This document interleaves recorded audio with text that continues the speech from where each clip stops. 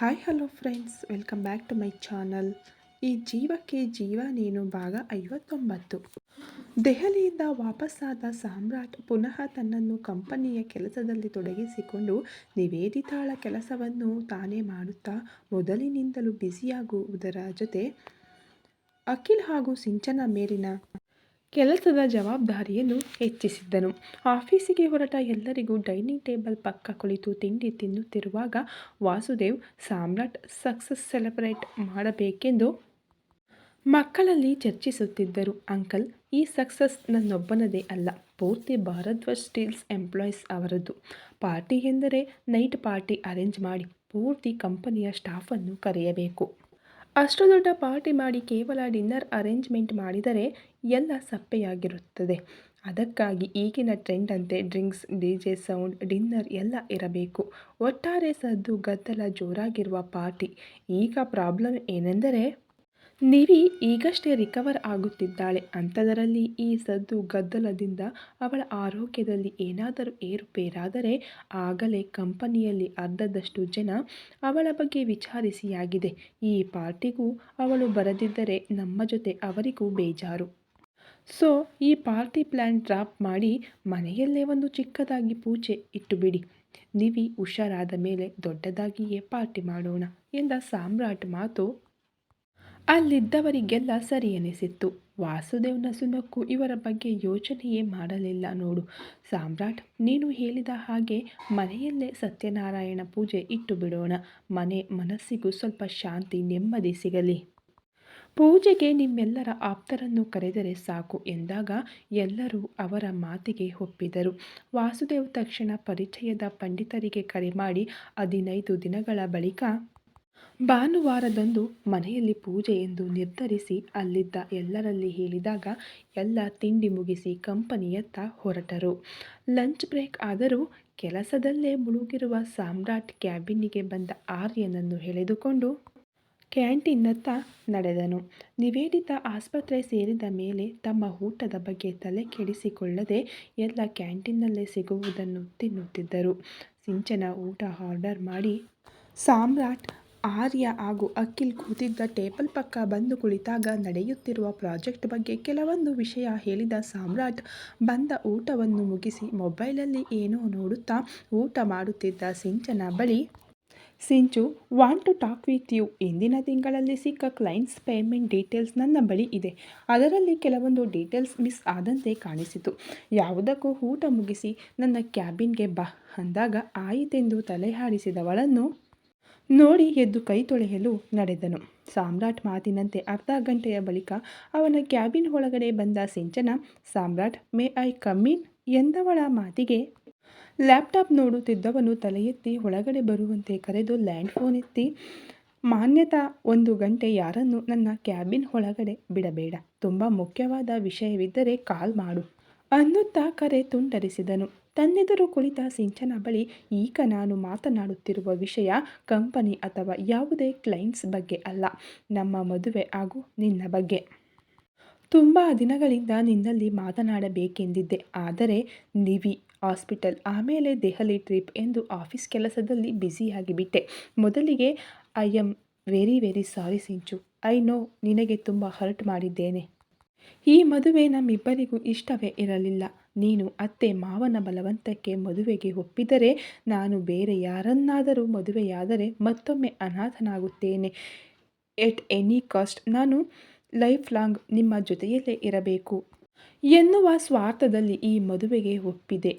ಆದರೆ ವಿಧಿಯ ಪ್ಲ್ಯಾನ್ ಬೇರೆಯದೇ ಇತ್ತು ಬಿಡು. ನನ್ನ ಕಥೆಯನ್ನೆಲ್ಲ ಕೇಳಿದ ಮೇಲೆ ನಿನಗೂ ನನ್ನ ಜೊತೆ ಮಾತನಾಡಲು, ನನ್ನಲ್ಲಿ ಕೇಳಲು ಕೆಲವೊಂದು ಪ್ರಶ್ನೆಗಳು ಇರಬಹುದು. ಈಗಲಾದರೂ ನಿನ್ನ ಮನಸ್ಸಲ್ಲಿ ನನಗೆ ಬೈಯಬೇಕು ಅಂತಿದ್ದರೆ ಬೈದು ಬಿಡು ಅನ್ನುತ್ತಾ ತನ್ನ ಕುರ್ಚಿಗೆ ಹೊರಗೆ ಅವಳತ್ತ ದೃಷ್ಟಿ ನೆಟ್ಟನು. ಕೈಯಲ್ಲಿದ್ದ ಮೊಬೈಲನ್ನು ಅಲ್ಲೇ ಟೇಬಲ್ ಮೇಲಿಟ್ಟ ಸಿಂಚನ, ಥ್ಯಾಂಕ್ಸ್, ಮಾತನಾಡಬೇಕೆಂದು ನನ್ನನ್ನು ಕರೆಸಿದ್ದಕ್ಕೆ. ನೀನ್ಯಾಕೆ ನಮ್ಮಿಬ್ಬರ ಮದುವೆಗೆ ಒಪ್ಪಿದೆ ಎನ್ನುವ ಪ್ರಶ್ನೆಗೆ ಆಗಲೇ ಉತ್ತರಿಸಿದೆ ನೀನು. ಆ ದಿನ ನಿನ್ನ ಕಥೆಯನ್ನೆಲ್ಲ ಕೇಳಿದ ಮೇಲೆ ನನಗನಿಸಿದ್ದು, ಸಾಮ್ರಾಟ್ ನಾವೆಲ್ಲ ಊಹೆ ಮಾಡಲಾರದಷ್ಟು ವರ್ಸ್ಟ್ ಆಗಿದ್ದನಾ? ಅದು ಹುಡುಗಿಯರನ್ನು ಬಿಡು, ಅದೆಲ್ಲ ತಪ್ಪು ಎಂದು ನಿನಗೆ ತಿಳಿದಾಗ ನೀನು ಬದಲಾದೆ. ಇನ್ನೂ ನಿವಿಯನ್ನು ಅಷ್ಟೊಂದು ಪ್ರೀತಿಸಿದ ನೀನು ಅವಳು ನಿನ್ನ ಕಣ್ಣೆದುರು ಒಂದೇ ಮನೆಯಲ್ಲಿದ್ದರೂ ಅವಳನ್ನು ಬಿಟ್ಟು ಇಷ್ಟವಿಲ್ಲದ ಮದುವೆಯಾಗಲು ಯಾಕೆ ತಯಾರಾದೆ? ನಮ್ಮೆಲ್ಲರೆದುರು ಹೇಳಿದ ನಿನ್ನ ಪ್ರೀತಿಯ ಕಥೆಯನ್ನು ನಮ್ಮಿಬ್ಬರ ಮದುವೆಯ ಡೇಟ್ ಫಿಕ್ಸ್ ಆದ ಮೇಲೆ ಮಮ್ಮಿ ಡ್ಯಾಡಿಯ ಎದುರು ಯಾಕೆ ಹೇಳಲಿಲ್ಲ? ಅಷ್ಟೊಂದು ಪ್ರೀತಿಸಿದ ನಿನ್ನ ಶ್ರದ್ಧಾ ನಿವೇದಿತಳಾಗಿ ನಿನ್ನ ಕಣ್ಣೆದುರೇ ಇದ್ದಳು. ಆದರೂ ಅವಳನ್ನು ಬಿಟ್ಟು ಯಾಕೋ? ಇದನ್ನೆಲ್ಲ ಯೋಚಿಸಿದರೆ ನೀನು ನಿನ್ನ ಪ್ರೀತಿಯ ಬಗ್ಗೆ ಹೇಳಿದ್ದೆಲ್ಲ ಸುಳ್ಳು ಅಂತನಿಸುತ್ತದೆ ಸಾಮ್ರಾಟ್ ಎಂದ ಅವಳ ಮಾತಿಗೆ ನಸುನಕ್ಕು ಇದೇ ಪ್ರಶ್ನೆಯನ್ನು ನಾನು ನಿನ್ನ ಬಳಿ ಕೇಳಿದರೆ ನಿನ್ನ ಪ್ರೀತಿ ನಿನ್ನ ಕಣ್ಣೆದುರು ಇದ್ದರೂ ನೀನ್ಯಾಕೆ ನನ್ನನ್ನು ಮದುವೆಯಾಗಲು ಒಪ್ಪಿದೆ ಎಂದ ಅವನ ಮಾತುಗಳನ್ನು ಕೇಳಿದವಳಿಗೆ ಗಾಬರಿಯಾದರೂ ತಡವರಿಸುತ್ತಾ ವಾಟ್ ಡು ಯು ಮೀನ್ ಸಾಮ್ರಾಟ್? ನನ್ನ ಪ್ರೀತಿ? ಹಾಂ, ಐ ಮೀನ್ ನಿನ್ನ ಪ್ರೀತಿ ಪಿಯೂಷ್. ನಿಮ್ಮ ಪ್ರೀತಿಯ ಬಗ್ಗೆ ಮಾತನಾಡುವ ಮೊದಲು ನೀನು ಕೇಳಿದ ಪ್ರಶ್ನೆಗಳಿಗೆ ಉತ್ತರಿಸುತ್ತೇನೆ. ನಿವಿಯನ್ನು ನೋಡಿದ ಪ್ರತಿ ಕ್ಷಣ ನಿಮ್ಮೆಲ್ಲರಲ್ಲಿ ನಮ್ಮಿಬ್ಬರ ಪ್ರೀತಿಯ ಬಗ್ಗೆ ಹೇಳಬೇಕೆಂದು ಸಾವಿರಾರು ಬಾರಿ ಯೋಚಿಸಿದ್ದೆ. ಆದರೆ ನನ್ನ ಫಾಸ್ಟ್ ಲೈಫ್ ನನ್ನನ್ನು ಕಟ್ಟಿಹಾಕಿತ್ತು. ಶ್ರೀನಿಧಿ ಅವಳ ಜೀವನದಲ್ಲಿ ಬರೀ ನೋವನ್ನೇ ನೋಡಿದವಳು. ನನ್ನಿಂದ ಅವಳು ಖುಷಿಯಾಗಿದ್ದು ಬೆರಳೆಣಿಕೆಯ ದಿನಗಳಷ್ಟೇ. ಆಮೇಲೆ ನನ್ನಿಂದಲೂ ಅವಳಿಗೆ ಸಿಕ್ಕಿದ್ದು ಬರೀ ನೋವು, ಕಣ್ಣೀರು ಬಿಟ್ಟರೆ ಬೇರೇನಿಲ್ಲ. ನಿವೇದಿತಳಾಗಿ ನಿಮ್ಮಿಂದ ಅವಳಿಗೆ ಮರುಹುಟ್ಟು ಸಿಗುವುದರ ಜೊತೆ ಅವಳು ಒಂದೊಮ್ಮೆ ಬಯಸಿದ ತುಂಬು ಕುಟುಂಬವೂ ಸಿಕ್ಕಿತ್ತು. ತನಗೊಂದು ಕಣ್ಣೀರಲ್ಲೇ ಕೈತೊಳೆಯುವ ಫ್ಲ್ಯಾಶ್ ಬ್ಯಾಕ್ ಲೈಫ್ ಇತ್ತು ಎನ್ನುವುದೇ ಅವಳ ಮಸ್ತಿಷ್ಕದಿಂದ ಭಗವಂತ ಅಳಿಸಿದ್ದ. She is very happy with you people. ಇಷ್ಟೆಲ್ಲ ಖುಷಿಯಾಗಿರುವವಳ ಜೀವನದಲ್ಲಿ ಪುನಃ ಹಳೆಯದನ್ನು ನೆನಪಿಸಿ ಅವಳ ಈಗಿನ ಜೀವನವನ್ನು ಹಾಳು ಮಾಡಬೇಕಿತ್ತ ನಾನು? ಎಲ್ಲವನ್ನು ಮರೆತು ಖುಷಿಯಾಗಿದ್ದವಳಿಗೆ ತಾನೊಬ್ಬಳು ಅನಾಥೆ, ಇವರ ಮಗಳಲ್ಲ, ಈ ಮನೆಯ ಮಗನನ್ನು ಪ್ರೀತಿಸಿ ಮೋಸ ಹೋಗಿ ಗುರುತು ಪರಿಚಯ ಇಲ್ಲದ ಊರಿಗೆ ಹೋದರೂ ಆಕ್ಸಿಡೆಂಟಾಗಿ ತನ್ನೆಲ್ಲ ನೆನಪನ್ನು ಕಳೆದುಕೊಂಡು ಮೋಸ ಮಾಡಿದವನ ಮನೆಯವರಿಗೆ ಸಿಕ್ಕಿದ್ದೇನೆ ಎಂದು ನಿಮ್ಮೆದುರು ದಿನವಿಡೀ ಕಣ್ಣೀರು ಹಾಕುತ್ತಾ ಕುಳಿತಿರಬೇಕಿತ್ತ ಅವಳು? ಅವಳಿಂದಾಗಿ ಖುಷಿಯಲ್ಲಿರುವ ಈ ಮನೆಯ ನೆಮ್ಮದಿಯನ್ನು ನಮ್ಮಿಬ್ಬರ ಪಾಸ್ಟ್ ಸ್ಟೋರಿ ಹೇಳಿ ಸ್ಮಶಾನ ಮಾಡಬೇಕಿತ್ತ ನಾನು? ನಾನು ಕೆಟ್ಟವನು ಹೌದು, ಆದರೆ ನನಗೆ ಮತ್ತು ನನ್ನ ಉಸಿರಲ್ಲಿ ಬೆರೆತಿರುವ ನಿವಿಗೆ ಮರುಹುಟ್ಟು ಕೊಟ್ಟ ಈ ಕುಟುಂಬಕ್ಕೆ ನೋವನ್ನು ಕೊಡಲು ನನ್ನ ಮನಸ್ಸು ಒಪ್ಪಲಿಲ್ಲ. ಅದಕ್ಕೆ ಇಂಗ್ಲೆಂಡಿನಿಂದ ಇಲ್ಲಿಗೆ ಬಂದವನು ನಿವಿಯನ್ನು ನೋಡಿ ಸುಮ್ಮನಿದ್ದದ್ದು. ಹಾಗಂತ ಇಷ್ಟವಿಲ್ಲದೆ ನಿನ್ನನ್ನು ಮದುವೆಯಾಗಲು ಹೊರಟದ್ದು ತಪ್ಪು. ಆ ತಪ್ಪು ಮಾಡಲು ನನ್ನನ್ನು ಹೀಗೆಲ್ಲ ಹೇಳಿದ ಕಾರಣಗಳು ಕಟ್ಟಿ ಹಾಕಿದವು. ಆದರೆ ನೀನು ಸಿಂಚು, ನೀನ್ಯಾಕೆ ನಿನ್ನ ಪ್ರೀತಿಯನ್ನು ಮನೆಯವರಲ್ಲಿ ಹೇಳಲಿಲ್ಲ? ಪಿಯೂಷ್ನನ್ನು ಅಷ್ಟೊಂದು ಪ್ರೀತಿಸಿ ನನ್ನ ಜೊತೆ ಮದುವೆಗೆ ಹೇಗೆ ಒಪ್ಪಿದೆ ಎಂದಾಗ ಮೌನವಾಗಿ ತಲೆ ತಗ್ಗಿಸಿ ಕುಳಿತವಳನ್ನು ಒಂದೆರಡು ಕ್ಷಣ ಗಮನಿಸಿ, ನಾನು ಇಂಗ್ಲೆಂಡಿಗೆ ಹೋದ ಮೊದಮೊದಲು ನೀನು ಫೋನಲ್ಲಿ ಸಾಮ್ರಾಟ್, ಒಬ್ಬ ಸ್ವೀಟ್ ಆ್ಯಂಡ್ ಕ್ಯೂಟ್ ಬಕ್ರ ಸಿಕ್ಕಿದ್ದಾನೆ. ನನ್ನ ಮೇಲೆ ಪ್ರೀತಿಯಂತೆ ಅವನಿಗೆ. ಅಖಿಲ್ ಕ್ಲಾಸ್ಮೇಟ್ ಪಿಯೂಷ್ ಅಂತ. ಇನ್ನೂ ಅವನ ಬಗ್ಗೆ ಏನೇನೋ ಹೇಳಿ ನನ್ನ ಜೊತೆ ನೀನು ಕೂಡ ನಗುತ್ತಿದ್ದೆ. ನಮ್ಮಿಬ್ಬರ ಮದುವೆ ಮಾತುಕತೆಯಾದ ಮೇಲೆ ನಿನ್ನ ಬಾಯಲ್ಲಿ ಪಿಯೂಷ್ ಬಗ್ಗೆ ಕೇಳಲೇ ಇಲ್ಲ. ಒಂದೆರಡು ಬಾರಿ ನಾನೇ ಬಲವಂತವಾಗಿ ಅವನ ಬಗ್ಗೆ ವಿಚಾರಿಸಿದಾಗ ಹೈಯರ್ ಸ್ಟಡಿ ಮಾಡಲು ಬೇರೆ ಸಿಟಿಗೆ ಹೋದ ಎಂದೆ. ನಂತರ ಅವನ ವಿಷಯ ನಮ್ಮ ನಡುವೆ ಬರಲೇ ಇಲ್ಲ. ನಾನು ಅವನನ್ನು ಮರೆತಿದ್ದೆ. ಆದರೆ ನಮ್ಮಿಬ್ಬರ ಮದುವೆಯ ಶಾಪಿಂಗ್ ಎಂದು ಬಟ್ಟೆ ಅಂಗಡಿಯಲ್ಲಿ ಅವನನ್ನು ಅಖಿಲ್ ಪರಿಚಯಿಸಿದಾಗ ಒಮ್ಮೆಲೆ ನಿನ್ನತ್ತ ನೋಡಿದರೆ ನಿನ್ನ ನೋಟ ಅವನ ಮೇಲೆಯೇ ಇದ್ದರೆ ಅವನು ನಿನ್ನ ಕಣ್ಣೋಟ ತಪ್ಪಿಸುತ್ತಿದ್ದ. ಅಂದಿನಿಂದ ನೀನು ಮೂಡಿಯಾಗಿದ್ದೆ. ಯಾರ ಜೊತೆಗೂ ಮಾತಿಲ್ಲ.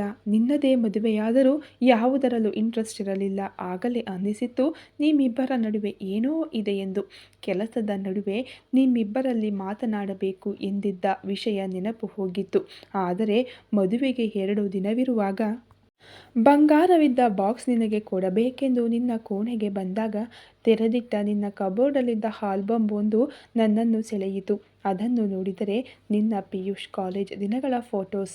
ಆಲ್ಬಮ್ ಕೆಳಗಡೆ ಪ್ರತಿ ವರ್ಷ ಅವನ ಬರ್ತ್ಡೇಗೆ ನೀನು ಆಯ್ಕೆ ಮಾಡಿ ಕೊಡದೆ ಹಾಗೆಯೇ ಇಟ್ಟಿದ್ದ ಗ್ರೀಟಿಂಗ್ಸ್ ಕಾರ್ಡ್ಸ್ ಹಾಗೂ ಅದರಲ್ಲಿ ನೀನು ಕೈಯಾರೆ ಬರೆದಂತಹ ಪ್ರೀತಿಯ ಸಾಲುಗಳು.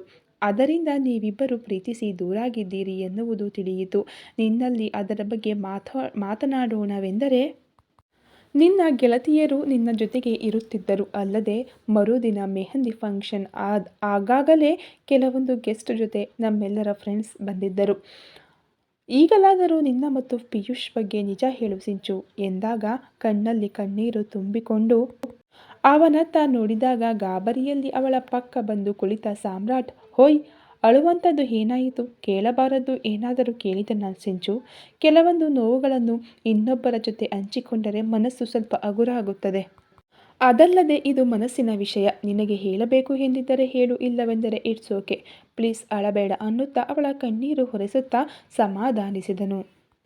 ನಿಮಿಷಗಳ ಬಳಿಕ ನಿಟ್ಟುಸಿರು ಹೊರಚೆಲ್ಲಿ, ನಾನು ಪಿಯೂಷ್ ಇಬ್ಬರು ಒಬ್ಬರನ್ನೊಬ್ಬರು ತುಂಬ ಪ್ರೀತಿಸುತ್ತಿದ್ದೆವು ಸಾಮ್ರಾಟ್ ಎಂದು ಅವಳೆಲ್ಲ ಕಾಲೇಜು ಜೀವನ, ಪಿಯೂಷ್ ಜೊತೆಗಿನ ಪ್ರೀತಿ ಹಾಗೂ ಅವನು ಬಿಟ್ಟು ಹೋದ ಬಳಿಕ ಬದಲಾದ ಅವಳ ಜೀವನ ಶೈಲಿ, ಮದುವೆಗೆ ವಾರಗಳು ಇರುವಾಗ ವರ್ಷಗಳ ಬಳಿಕ ಅವಳು ಪಿಯೂಷ್ನನ್ನು ಭೇಟಿಯಾಗಿದ್ದು, ಹೀಗೆ ಎಲ್ಲವನ್ನು ಅವನೆದುರು ತೆರೆದಿಟ್ಟಾಗ ಸ್ವಂತ ಸಾಮ್ರಾಟ್ಗೆ ಆಶ್ಚರ್ಯದ ಜೊತೆ ಆಘಾತವಾಗಿತ್ತು. ಸಿಂಚು ಜೀವನದಲ್ಲಿ ಈಗೆಲ್ಲ ನಡೆದಿದೆಯಾ? ಹ್ಯಾಪಿಗೋ ಹುಡುಗಿಯಾಗಿ ಫ್ಯಾಷನ್ ಗೇಲನ್ನು ಹಚ್ಚಿಕೊಂಡು ಸುಮ್ಮನೆ ಸಮಯ ಹಾಗೂ ಹಣ ವೇಸ್ಟ್ ಮಾಡುತ್ತಿದ್ದಾಳೆ ಎಂದು ತಿಳಿದಿದ್ದೆ.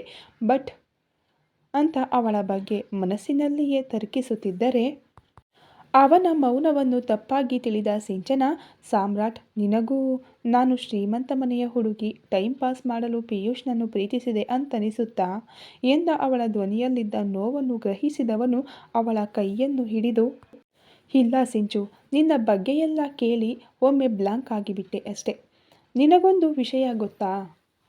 ಟೈಮ್ ಪಾಸಿಗಾಗಿ ಪ್ರೀತಿ ಮಾಡುವವರು ಆ ಪ್ರೀತಿಯನ್ನು ಯಾವತ್ತೂ ನೆನೆಯೋಲ್ಲ. ಇನ್ನು ಕಣ್ಣೀರು ದೂರದ ಮಾತು. ಆಗಿರುವಾಗ ನಿನ್ನದು ಟೈಮ್ ಪಾಸ್ ಪ್ರೀತಿ ಹೇಗಾಗುತ್ತದೆ? ಇನ್ನು ಪ್ರೀತಿಗೆ ಬಡವ ಶ್ರೀಮಂತ ಎನ್ನುವ ಭೇದ ಭಾವವಿಲ್ಲ. ಇಲ್ಲಿ ದುಡುಕಿ ನಿನ್ನ ಮದುವೆಯ ವಿಷಯ ಅವನಲ್ಲಿ ಹೇಳಿದ್ದು ನೀನಾದರೂ ಅದರ ಬಗ್ಗೆ ಒಮ್ಮೆಯೂ ನಿನ್ನಲ್ಲಿ ಮಾತನಾಡದೆ ನಿನ್ನ ಬಗ್ಗೆ ತಪ್ಪಾಗಿ ಯೋಚಿಸಿ ನಿನ್ನಿಂದ ದೂರ ಹೋಗಿದ್ದು ಪಿಯೂಷ್ ತಪ್ಪು. ಆಗಲೇ ಅವನ ಬಳಿ ನಿನ್ನ ಪ್ರೀತಿಯ ಬಗ್ಗೆ ಹೇಳಿಕೊಂಡಿದ್ದೀಯ. ಆದರೆ ಅವನಿಂದ ಯಾವ ಪ್ರತಿಕ್ರಿಯೆಯೂ ಇಲ್ಲ. ಓಕೆ ಸಿಂಚು, ನಿನ್ನಲ್ಲಿ ಒಂದು ವಿಷಯ ಕೇಳುತ್ತೇನೆ, ಸರಿಯಾಗಿ ಯೋಚಿಸಿ ಹೇಳು ಅನ್ನುತ್ತಾ ಅವಳ ಪಕ್ಕದಿಂದ ಎದ್ದು ಅವನ ಕುರ್ಚಿಯಲ್ಲಿ ಬಂದು ಕುಳಿತು, ಎಲ್ಲಾದರೂ ಪಿಯೂಷ್ ನಿನ್ನೆದುರು ಬಂದು ನಿನ್ನನ್ನು ನಿನ್ನ ಪ್ರೀತಿಯನ್ನು ಅರ್ಥ ಮಾಡಿಕೊಳ್ಳದೆ ಬಿಟ್ಟು ಹೋದುದಕ್ಕೆ ಕ್ಷಮೆ ಕೇಳಿ ನಿನ್ನನ್ನು ಮದುವೆಯಾಗುತ್ತೇನೆ ಎಂದರೆ ನಿನ್ನ ಉತ್ತರವೇನಿರುತ್ತದೆ ಎಂದು ಅವಳ ಕಣ್ಣಲ್ಲಿ ಕಣ್ಣಿಟ್ಟು ಕೇಳಿದಾಗ ನೋವಲ್ಲೇ ನಕ್ಕವಳು, ಇಷ್ಟೆಲ್ಲ ಅವನ ಬಗ್ಗೆ ಕೇಳಿಯೂ ನೀನು ಅವನಿಂದ ಇದನ್ನೆಲ್ಲ ಎದುರು ನೋಡುತ್ತಿದ್ದೀಯಾ? ಅವನಿನ್ನು ಬಾವಿಯೊಳಗಿನ ಕಪ್ಪೆಯಂತೆ. ಶ್ರೀಮಂತ ಹುಡುಗಿಯರಿಗೆ ಹೃದಯ ಭಾವನೆಗಳೆಲ್ಲ ಇರೋಲ್ಲ. ಅವರೇನಿದ್ದರೂ ಹಣದಿಂದಲೇ ಎಲ್ಲವನ್ನೂ ಅಳೆಯುವುದು. ಅಂಥದರಲ್ಲಿ ಬಡವರ ಹುಡುಗನನ್ನು ಪ್ರೀತಿಸಿ ಮದುವೆಯಾಗುತ್ತಾರಾ? ಕೇವಲ ಟೈಮ್ ಪಾಸಿಗೆ ಅವರು ಹೇಳಿದ್ದು ಕೇಳಲು ಒಬ್ಬ ಹುಡುಗ ಬೇಕು. ಹಣದ ಆಸೆ ತೋರಿಸಿ ಅವರ ಜೊತೆ ಸುತ್ತುವುದಕ್ಕೆ ಪ್ರೀತಿ ಎಂದು ನಾಮಕರಣ ಮಾಡುತ್ತಾರೆ ಅಷ್ಟೇ. ನಮ್ಮ ಜೊತೆ ಚೆನ್ನಾಗಿ ಸುತ್ತಿ ಭಾವನೆಗಳ ಜೊತೆ ಆಟವಾಡಿ ಕೊನೆಗೆ ಮದುವೆಯಾಗುವುದು ಅವರ ಅಪ್ಪ ಹುಡುಕಿದ ಶ್ರೀಮಂತ ಹುಡುಗನನ್ನೇ. ಇದು ಆ ಪಿಯೂಷ್ ಥಿಂಕಿಂಗ್. ನನ್ನನ್ನು ಮದುವೆಯಾಗುವ ಯೋಚನೆ ಅಥವಾ ನನ್ನ ಮೇಲೆ ಅವನಿಗೆ ಸಾಸಿವೆ ಕಾಳಿನಷ್ಟು ಪ್ರೀತಿ ಇದ್ದಿದ್ದರೆ ನಮ್ಮಿಬ್ಬರ ಮದುವೆ ಯಾವಾಗಲೋ ಆಗುತ್ತಿತ್ತು. ಇಟ್ಸ್ ಟು ಲೇಟ್ ಸಾಮ್ರಾಟ್. ಅವನಿಂದ ನಾನೀಗ ಏನನ್ನೂ ಎಕ್ಸ್ಪೆಕ್ಟ್ ಮಾಡುತ್ತಿಲ್ಲ ಅಂತ ತನ್ನ ಮಾತು ಮುಗಿಯಿತೆಂದು ಎದ್ದು ಕ್ಯಾಬಿನ್ ಬಾಗಿಲ ಪಕ್ಕ ಹೋದವಳು ತಿರುಗಿ ತನ್ನನ್ನೇ ನೋಡುತ್ತಿರುವವನತ್ತ, ನೀನು ಇನ್ನೊಬ್ಬ ಪಿಯೂಷ್ ಆಗಬೇಡ ಸಾಮ್ರಾಟ್. ಆ ದಿನ ನಿನ್ನ ಮತ್ತು ನಿವಿಯ ಪ್ರೀತಿಯನ್ನು ಹೇಳುವಾಗ ಅವಳ ಮೇಲೆ ನೀನು ಪ್ರಾಣವನ್ನೇ ಇಟ್ಟುಕೊಂಡಿದ್ದೆ ಎನ್ನುವುದು ನಿನ್ನ ಮಾತಿನಿಂದ ತಿಳಿಯಿತು. But time change everything. ಹೇಗೂ ಅವಳಿಗೆ ಹಳೆಯದೆಲ್ಲ ನೆನಪಾಗಿದೆ. ಒಮ್ಮೆ ನಿವಿ ಹುಷಾರಾದ ಮೇಲೆ ಪ್ಲೀಸ್ ಅವಳಲ್ಲಿ ಮನಸ್ಸು ಬಿಚ್ಚಿ ಮಾತನಾಡು. ಅವಳನ್ನು ನಿನ್ನಷ್ಟು ಪ್ರೀತಿಸುವ ಕೇರ್ ಮಾಡುವ ಹುಡುಗ ಸಿಗಲಾರ. Life is once. ಪುನಃ ಫ್ಯಾಮಿಲಿಯ ಕಾರಣ ಕೊಟ್ಟುಕೊಂಡು ನಿನ್ನ ಜೀವನ ಹಾಳು ಮಾಡಿಕೊಳ್ಳಬೇಡ. ಮನೆಯವರನ್ನು ನಾನು ಒಪ್ಪಿಸುತ್ತೇನೆ. Don't lose her at any cost. ಹಾಗಂತ ನನಗೆ ಈ ಮಾತು ಅಷ್ಟೇ ಆಗೋದಿಲ್ಲ. ನನ್ನ ಲವ್ ಸ್ಟೋರಿಯೇ ಬೇರೆ, ನಿನ್ನದೇ ಬೇರೆ ಅನ್ನುತ್ತಾ ನಸುನಕ್ಕು ಅಲ್ಲಿಂದ ಹೊರಗಡೆ ನಡೆದವಳತ್ತಲೇ ನೋಡುತ್ತಾ ಕುಳಿತಿದ್ದನು. ಗಂಟೆಗಳು ಕಳೆದರೂ ಅವನ ಕಣ್ಣೆರಡು ಲ್ಯಾಪ್ಟಾಪ್ ಮೇಲಿದ್ದರೆ ತಲೆ ತುಂಬ ಸಿಂಚನ ಮತ್ತು ಪಿಯೂಷ್ ಬಗೆಗಿನ ಯೋಚನೆಗಳೇ ಸಾಗುತ್ತಿತ್ತು. ಅಂದಿನ ಕೆಲಸ ಮುಗಿಸಿ ಮನೆಗೆ ವಾಪಸ್ಸಾಗಿ ಸ್ಟಡಿ ರೂಮಲ್ಲಿ ಕುಳಿತು ದೆಹಲಿಯಲ್ಲಿ ಸಿಕ್ಕ ಪ್ರಾಜೆಕ್ಟ್ ಬಗ್ಗೆ ನೋಡುತ್ತಿದ್ದನು.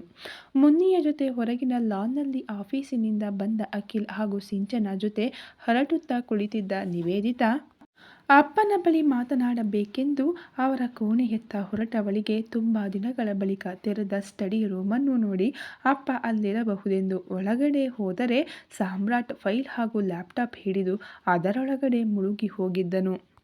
ಒಂದೈದು ನಿಮಿಷ ಅವನನ್ನೇ ನೋಡುತ್ತಾ ನಿಂತವಳ ಮನಸ್ಸು ತುಂಬ ಬದಲಾಗಿದ್ದೀಯ ಸಾಮ್ರಾಟ್. ಇಂಗ್ಲೆಂಡಿನಿಂದ ಇಲ್ಲಿಗೆ ಬಂದಾಗ ನನ್ನನ್ನು ನೋಡಿ ಶ್ರದ್ಧಾ ಶ್ರದ್ಧಾ ಎಂದು ಕರೆಯುತ್ತಿದ್ದೆ. ಆಗ ನನಗೇನೂ ನೆನಪಿರಲಿಲ್ಲ. ಶ್ರದ್ಧಾ ನನ್ನ ಪ್ರೀತಿ ಮಣ್ಣು ಮಸಿ ಎನ್ನುತ್ತಿದ್ದವನು ಈಗ ಪಕ್ಕ ಬಿಸಿನೆಸ್ ಮ್ಯಾನ್ ಆಗಿಬಿಟ್ಟಿದ್ದೀಯ. ನನ್ನ ನೆನಪೇ ಇಲ್ಲ ನಿನಗೆ. ಅಲ್ಲ, ತಲೆಗೆ ಏಟಾಗಿ ಮೆಮೊರಿ ಲಾಸ್ ಆಗಿದ್ದು ನಿನಗ ನನಗಾ ಎಂದರೆ ಅವಳ ಬುದ್ಧಿ 6 ವರ್ಷ ಇಂಗ್ಲೆಂಡಲ್ಲಿದ್ದು ಅದೆಷ್ಟು ಹುಡುಗಿಯರ ಜೊತೆ ತಿರುಗಿದ್ದಾನೋ ಏನೋ. ಅವರೆಲ್ಲರ ಅಂದ ಚೆಂದದ ಮುಂದೆ ನಿನ್ನ ನೆನಪು ಅವನಿಗಿರುತ್ತದಾ? ಹೇಡಿಯಟ್ ತರಹ ಯೋಚನೆ ಮಾಡುವುದು ಬಿಟ್ಟು ಮೊದಲಿನ ಹಾಗೆ ನೆನಪಿನ ಶಕ್ತಿ ಇಲ್ಲದವರ ಹಾಗೆ ನಟಿಸುತ್ತಾ ಅವನಿಂದ ದೂರವಿದ್ದು ಬಿಡು ಎಂದು ಎಚ್ಚರಿಕೆ ಕೊಟ್ಟಿತ್ತು. ಲ್ಯಾಪ್ಟಾಪಿನಿಂದ ತಲೆ ಎತ್ತಿ ಒಮ್ಮೆ ಹಿಂದಕ್ಕೆ ಬಾಗಿ ಮೈಮುರಿದ ಸಾಮ್ರಾಟ್ ಕಾಲೆರಡು ಜೋಮು ಹಿಡಿದಂತಾಗಿ ಎದ್ದು ನಿಂತವನ ದೃಷ್ಟಿ ಬಾಗಿಲ ಪಕ್ಕ ಹೋದಾಗ ನಿವೇದಿತಾ ಅವನನ್ನೇ ನೋಡುತ್ತಾ ನಿಂತಿದ್ದಳು. ಒಂದು ಕ್ಷಣ ಅವಳ ನೋಟದಿಂದ ಗಲಿಬಿಲಿಗೊಂಡು ಅವಳ ಹತ್ತಿರ ಹೋಗಿ, ಹೋಯ್, ನೀನೇನು ಇಲ್ಲಿ? ಬಾಗಿಲಲ್ಲೇ ಯಾಕೆ ನಿಂತಿದ್ದೀಯ? ಒಳಗಡೆ ಬಾ ಅಂತ ತನ್ನ ಗೊಂದಲವನ್ನು ತೋರ್ಪಡಿಸದೆ ಅವಳನ್ನು ಒಳಗಡೆ ಕರೆದನು. ತುಂಬ ದಿನಗಳ ಬಳಿಕ ಸ್ಟಡಿ ರೂಮ್ ಓಪನ್ ಇರುವುದನ್ನು ನೋಡಿ ಇತ್ತ ಬಂದೆ ಅಷ್ಟೆ. ಹೌದು, ಒಬ್ಬನೇ ಇಲ್ಲಿ ಕುಳಿತು ಅದ್ಯಾವ ಪ್ರಾಜೆಕ್ಟ್ ಒಳಗಡೆ ಅಷ್ಟು ಮುಳುಗಿ ಹೋಗಿದ್ದಿ?